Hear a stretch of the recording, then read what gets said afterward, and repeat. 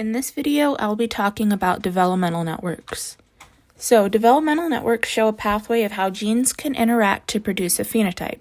They use arrows and T-bars. Arrows show activation, while T-bars show repression. An analogy I have for this is a roadway.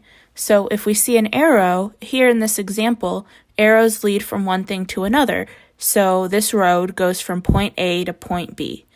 But T-bars prevent cars from reaching their destination. So the road diverges, and so when a car starts at point A, they don't reach point B with T-bar roads.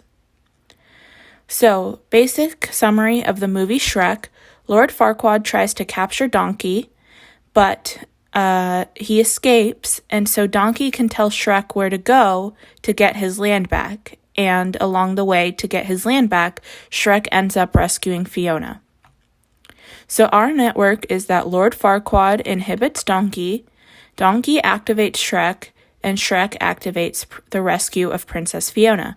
So for our wild type genes, Lord Farquaad ends up capturing Donkey, so Donkey can never meet Shrek and tell him where to go, so Shrek never ends up rescuing Fiona.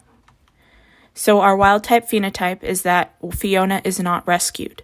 But if there's a mutation where Lord Farquaad is taken out, Donkey is not captured, so Donkey can meet Shrek and tell him where to go.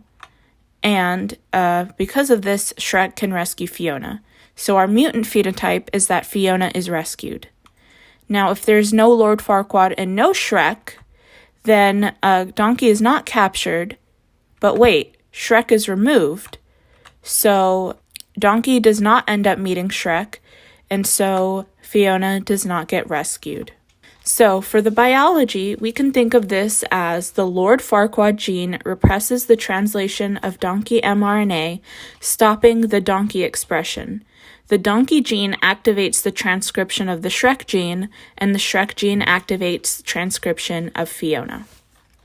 These are my references. Thank you for watching.